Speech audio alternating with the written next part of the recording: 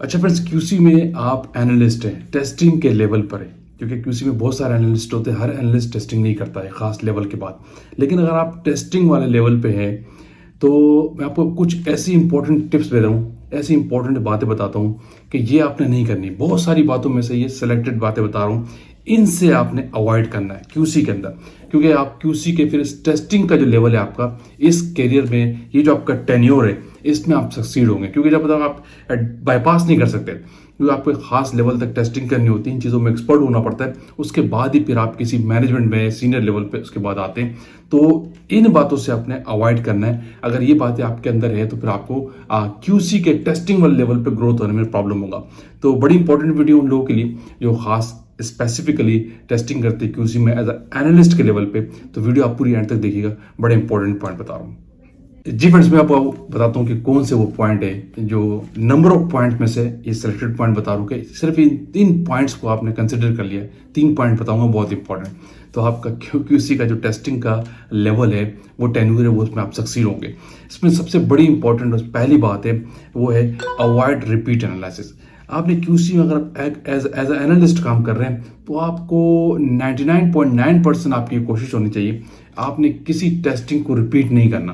कोई ऐसा टेस्टिंग नहीं करना जो आपकी रिपीट एनालिसिस की तरफ चला जाए। क्योंकि आपकी जो टेस्टिंग होती है डायरेक्ट रिपोर्ट होती है आपके बॉस को। ये डायरेक्ट इम्पैक्ट बॉस आपका मैनेजमेंट देख रहा होता है। बहुत सारी चीज़ें जो नहीं देख रहा होता, जो आपकी इंटरनली होती हैं, जो इनडायरेक्टली प्रेशर के तौर पर सामने आती है। लेकिन जो टेस्टिंग वाला लेवल है, इससे डायरेक्ट इम्पैक्ट आपकी बॉस के पास आपकी रिपोर्ट जा रही थी। तो आपने रिपीट एनालिसिस से बचना है। क्योंकि रिपीट एनालिसिस आपकी कब जाती है, इसके पीछे बहुत सारे फैक्टर है। नंबर, जब आप गलत वेइंग करेंगे और आप नहीं सीखेंगे कि मुझे स्टैंडर्ड और सैंपल्स की वेइंग किस तरीके से करनी है, तो डेफिनेटली आपके रिजल्ट ठीक नहीं आते।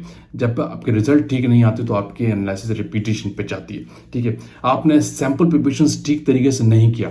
जो एसओपी में स्टेप्स दिए गए हैं, गिवन स्टेप्स हैं, आप उनको फॉलो करना नहीं सीख रहे हैं कि मुझे कैसे कौन सा सॉल्वेंट किस वक्त डालना है, किस तरह मिक्सिंग करनी है, किस तरह सोनिकेशन पे करना है और किस टाइम तक मुझे हीटिंग करनी है सैंपल प्रिपरेशंस पे, तो डेफिनेटली आपके रिजल्ट ठीक नहीं आएंगे। और रिजल्ट ठीक नहीं आएंगे, आपकी एनालिसिस रिपीट पे जाएगी, किसी और एनालिस्ट को आपको काम दिया जाएगा और आपके एंड से बड़ा वर्स इंपैक्ट जा रहा होगा क्या एज ए एनालिस्ट जो आप काम कर रहे हैं। ठीक है, तो वेइंग नहीं ठीक कर रहे, प्रिपरेशंस ठीक नहीं कर रहे, तो डायरेक्ट इंपैक्ट आपके उस पर जा रहा है।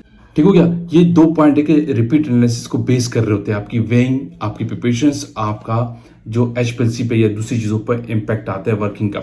जब आपकी रिपीट एनालिसिस जारी होगी, इसका तीसरा कॉन्सिक्वेंट इफेक्ट बता रहा हूँ, फिर आपको मेगा इंस्ट्रूमेंट पे काम ही नहीं मिलता। ठीक है, अगर आपके एचपीएलसी में अगर आप रिपीट एनालिसिस करते हैं तो आपको उस जगह से हटा दिया जाता है, किसी दूसरी आपके ऊपर क्लासिकल मेथड्स पे आपको रख दिया जाता है, टाइट्रेशन आपको दे दी जाएगी, किसी दूसरे कामों में आपको लगा दिया जाएगा। लेकिन एचपीएलसी की जो मेगा इंस्ट्रूमेंट है, क्रिटिकल इंस्ट्रूमेंट है, क्रूशियल इंस्ट्रूमेंट है लेबोरेटरी का, उसमें आपको एक्सेस नहीं मिलेगा, उस पर आपको हटा दिया जाएगा।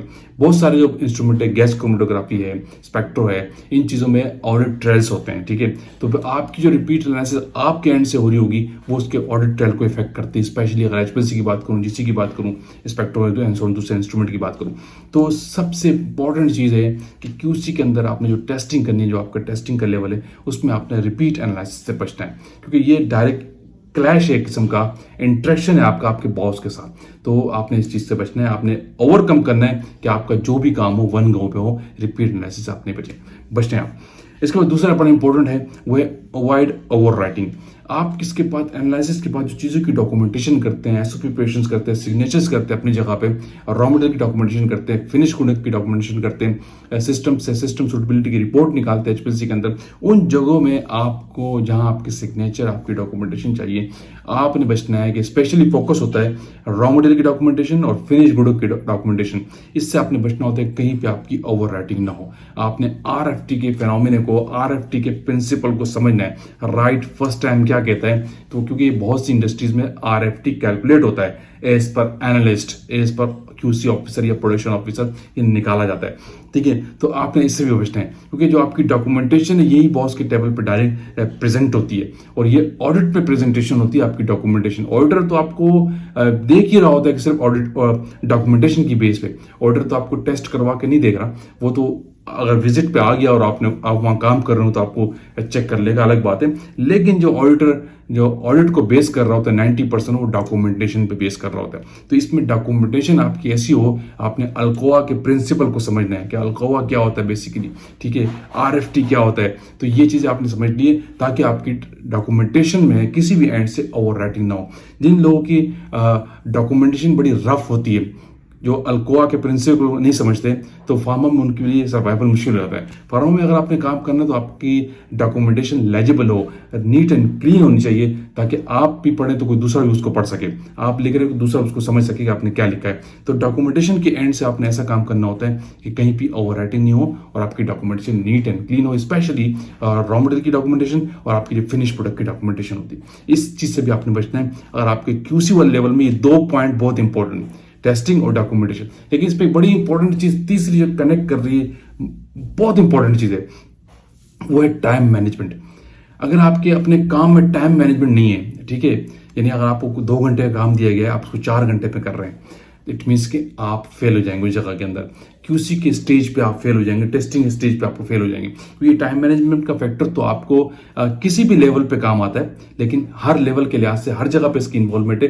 तो डेफिनेटली जब आप टेस्टिंग कर रहे होते हैं तो उसमें टाइम मैनेजमेंट बहुत इंपॉर्टेंट रहती है। 2 घंटे का टेस्ट हो तो आपने 2 घंटे में उसको मैनेज करना है, रिपोर्ट देनी है, रिलीज करना है आगे, क्योंकि आपके ऊपर प्रोडक्शन बेस कर रही होती है। जब आप QC एनालिस्ट जो होता है किसी चीज़ को रिलीज करता है तो उसकी उस रिलीज की बेस पे, उस सर्टिफिकेशन की बेस पे, उसके रिलीज टेक की बेस पे आगे प्रोडक्शन चलती है।